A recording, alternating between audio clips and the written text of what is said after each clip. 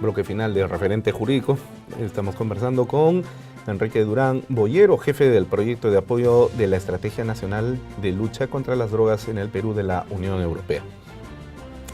En Colombia, gracias al Tribunal Constitucional, bueno, ya se le llama Corte Constitucional, mediante una sentencia de naturaleza vinculante, se ha hecho posible que el uso personal de la marihuana sea legal. Esto ha generado pues una serie de controversias, polémicas, debates en Colombia, que tiene efectos, por supuesto, jurídicos, económicos, políticos y sociales, ¿no? Porque, mire usted, ¿qué pasaría si, digamos, a Juan Pérez lo cogen con 1,5 kilos de marihuana y él podría alegar de que se ha aprovisionado pues, para los próximos 3 o 4 meses porque su consumo personal es de tantos gramos, que no es necesariamente lo que Ricardo Montoya necesita, ¿no? Y él necesita más o menos, o qué sé yo. Eso por un lado. Segundo, el consumo legalizado de la marihuana presupone la existencia de un vendedor de marihuana, que también tiene que ser legalizado, evidentemente. Porque si no, pues, ¿cómo habría relación de causalidad? Entonces, detienen a Francisco Ramírez, por ejemplo, con 1,5 kilos y él puede alegar de que es un expendedor de marihuana para consumidores personales y no está cometiendo absolutamente ningún delito, ¿no? Entonces esto trae pues una serie de problemas que a mi juicio, yo puedo estar equivocado por supuesto, pero lo veo como un ciudadano aquí, no como jurista, no como director de la escuela, ni como entrevistador.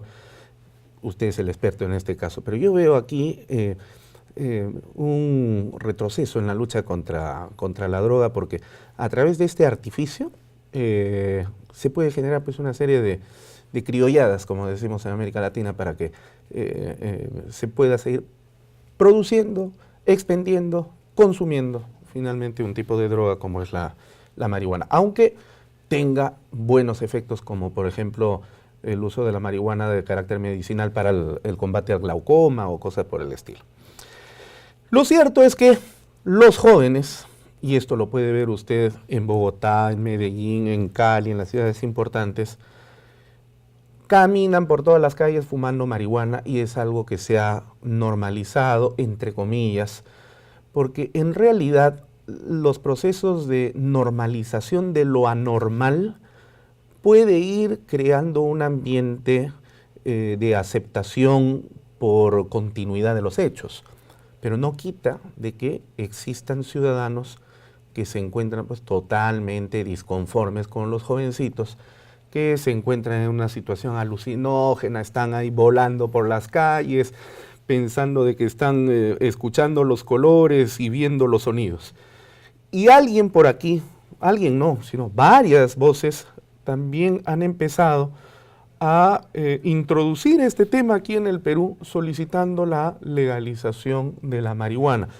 Comienza por el aspecto medicinal, ya se legalizó, y siguiente paso, porque así es, pues es como un vendedor, ¿no? Va metiendo el pie, luego la rodilla, luego el codo y ya se metió de repente a la casa. Y ese ha sido el primer paso y luego ya se viene el otro. ¿Qué opina usted sobre la legalización de la marihuana en países como Colombia, como el Perú? Los estudios que hay, no es mi opinión, sino los estudios hechos por profesionales a nivel mundial, consideran que la marihuana es una sustancia que causa daño a la salud, como lo es el tabaco y lo es el alcohol. El alcohol y el tabaco es a largo plazo, el alcohol en grandes cantidades y la marihuana es a medio corto plazo, porque ha descrito uno de los efectos de la marihuana. Tiene efectos alucinógenos. Entonces, una persona que está consumiendo marihuana y se pone a manejar un carro y le da una alucinación y atropella a 6 personas, está causando un grave problema personal y al resto de la sociedad. Entonces, los estudios que hay en Europa y a nivel mundial apuntan a que la mayoría, en un 80, un 90%, por no decir incluso un porcentaje más elevado, de los consumidores de otras drogas, como son la heroína o la cocaína o las metanfetaminas, se iniciaron por el consumo de marihuana. No se puede uno andar a corto plazo de que esto es para ahora. No, hay que empezar a hablar y la historia lo hace a medio y largo plazo. Ustedes inician una situación en estos momentos, pero que sepan que en 10, 20 años van a tener una sociedad, van a tener unos jóvenes de hoy que van a ser más adultos dentro de 20 años y que van a ser unos enfermos y que va a tener que el gobierno crear zonas de desintoxicación con problemas psiquiátricos, psicológicos, de todo tipo. Fuera de los crímenes que eventualmente podrían cometerse por efectos de la droga. Totalmente, porque es que está demostrado en Europa, y eso se lo digo yo por mi experiencia personal. Yo recuerdo en los años 80, cuando teníamos el consumo muy alto en Europa, en España, de la heroína. Todos los consumidores de heroína que deteníamos en aquella época, que eran pequeños traficantes y que traficaban para sobrevivir, para tener la dosis, habían empezado por la marihuana, el hachís, la resina de marihuana, de hachís, que en Europa se consume mucho más que la marihuana, que es más, el principio activo del tetrahidrocannabinol que tiene el hachís es mucho más fuerte que el que tiene la marihuana. Y entonces en Europa se consume la marihuana por todos aquellos que pasan después a otras drogas más duras. Además, usted lo conoce como experto jurista, en Europa y sobre todo en España, por ejemplo, se distinguen entre drogas que causan grave daño a la salud y las que no la causan. La marihuana tiene una penalidad inferior al tráfico de la cocaína, de la heroína o la metanfetamina, pero no deja de estar penalizada el tráfico de marihuana. Lo mismo que también está sancionado el consumo de manera administrativa, el consumo público de drogas está sancionado administrativamente en España por una ley que faculta al gobernador, al equivalente al delegado del gobierno, a imponer una sanción por consumo de droga pública. Díganos, ¿y por qué Holanda es el lunar en Europa? Eso nos preguntamos todos los profesionales. Pero también que no es de ahora, ¿no? No. Tiene 500 o 600 años siendo el lunar de Europa. Sí. El tema de cosas extrañas, ¿verdad? El tema del consumo de droga en Holanda, ya lo sabe, desde hace muchos años está consentido, está permitido en los coffees, claro. El consumo, pero tiene que ser allí. Tú compras, te fumas allí tu marihuana y después sales de allí. Entonces es una...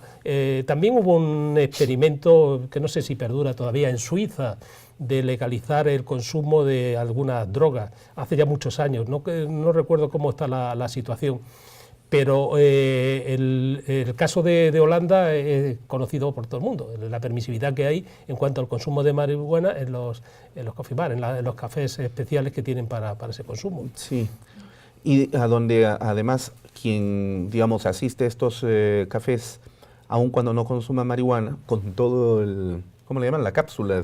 Uno termina drogado. Sí, pues, por supuesto. Sí. Bueno. El humo lo fuma el que está inhalando como el que está allí en el lugar. Termina fumándote la marihuana. Es decir, que si vas allí sabes que vas a terminar fumando, pasivo o activamente, pero termina fumando. Viendo elefantes rosados en el aire.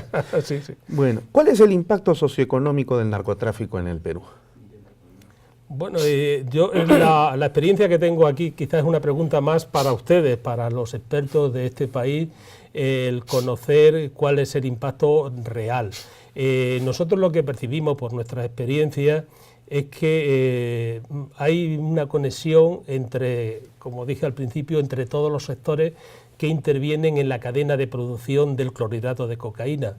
La persona que tiene una fábrica o un almacén que tiene productos químicos, que se pueden ser desviados hacia la cadena de producción de hoja de coca, tiene unas ganancias económicas que no son transparentes. La persona que está pagando al que recolecta en el campo de la hoja de coca paga y tiene unos beneficios porque le dan hoja.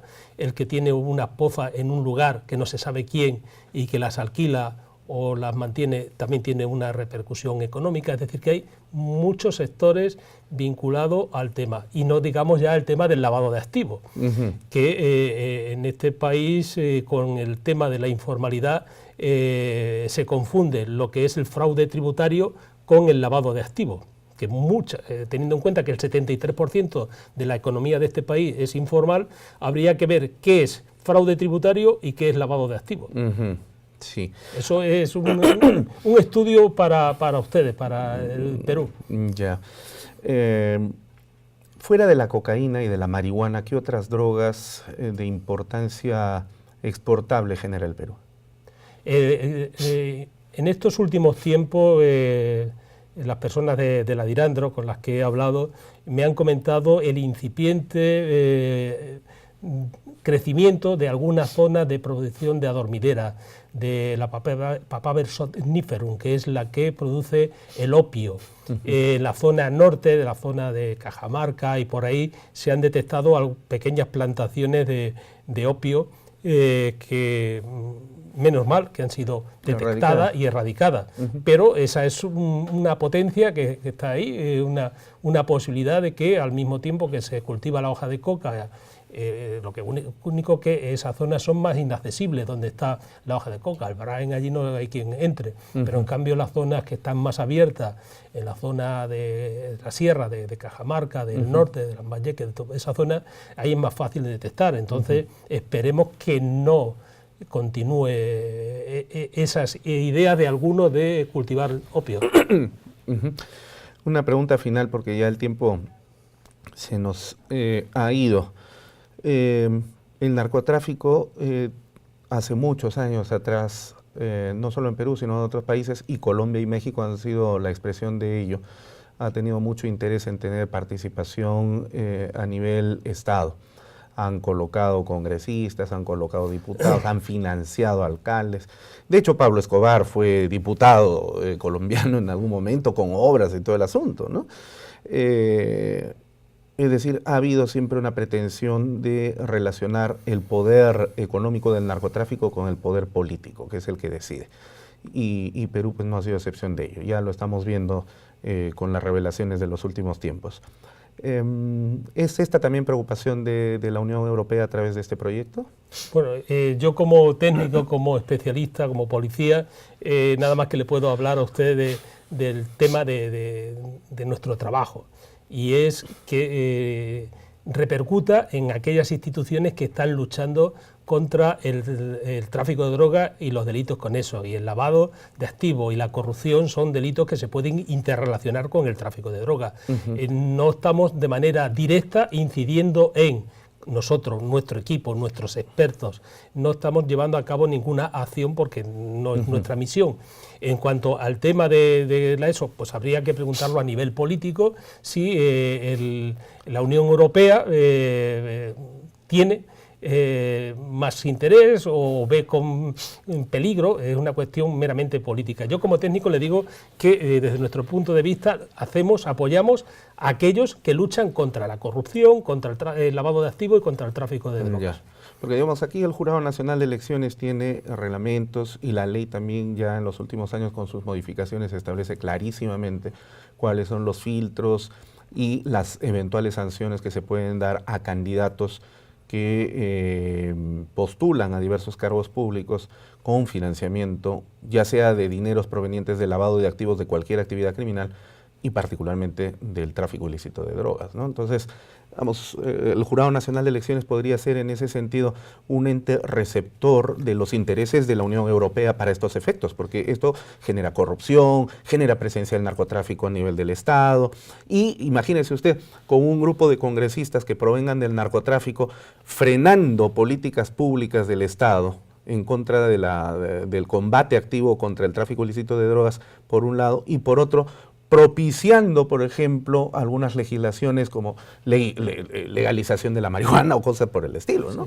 Yo estoy exagerando probablemente, sí. Pero digamos, sabiendo cómo en nuestro país la ficción a veces se convierte en realidad. Sí, un tema candente que hay en estos momentos es el tema de el secreto bancario, que hay oposición en algunos sectores para que el secreto bancario no sea fácil de levantar. La UIF está intentando, como encargado del tema del lavado de activos, de detectar operaciones sospechosas, de que haya una mayor amplitud a la hora de poder levantar el secreto bancario. Entonces, se lo comentaba al principio en el tema de nuestro apoyo a las instituciones que luchan contra, en este caso podría ser la corrupción, el lavado de activos. Hemos invitado a nuestras capacitaciones a la Contraloría. Y usted sabe que la Contraloría no tiene nada que ver con el tráfico de drogas, claro, que lo que lleva es el control del Estado, de las obras, de todo lo que lleva eso. Pero como sabemos que algunas operaciones pueden ser de lavado de activos, por eso hemos invitado a expertos de la Contraloría a que vengan a nuestras capacitaciones para que repliquen los conocimientos que la policía, un juez o un fiscal europeo pueda dar en materia de lavado de activos, cómo detectar, qué bases consultar, qué organismos internacionales, qué cooperación se puede hacer. Entonces, eso es lo que hemos hecho en nuestro proyecto. Muy bien, correcto. Bueno, muchísimas gracias, don Enrique Durán Boyero, por su participación en el referente jurídico. Le agradecemos por habernos ilustrado sobre la labor que cumple la Unión Europea en este importante proyecto de apoyo a la Estrategia Nacional de Lucha contra el Tráfico Ilícito de Drogas. Estamos muy agradecidos con usted. Muchísimas gracias a ustedes por darme esta oportunidad de decir qué es lo que el equipo de expertos europeos estamos llevando a cabo aquí en este precioso país, y que en poco tiempo vamos a terminar, pero creo que va a haber una continuidad interesada por el propio Estado peruano de que la Unión Europea siga apoyando a este país en la lucha contra el tráfico de drogas, y este va a ser incluso más amplio, contra la criminalidad organizada. Magnífico, esa es una muy buena noticia que nuestros televidentes seguramente estarán contentándose ya por los anuncios que nos hace. Bueno, de esta manera llegamos entonces a la parte final de Referente Jurídico. En nombre del señor Fiscal Supremo del Ministerio Público, el doctor Gonzalo Chávarri Vallejo, presidente además del Consejo Directivo de la Academia de la Magistratura, les expresamos nuestro mayor agradecimiento por seguirnos semana a semana en este vuestro programa Referente Jurídico. Y por supuesto también nuestra expresión de agradecimiento a JNE TV, que permite que semana a semana lleguemos hasta vuestras pantallas. Con ustedes será hasta la siguiente emisión de Referente Jurídico. Buenas noches.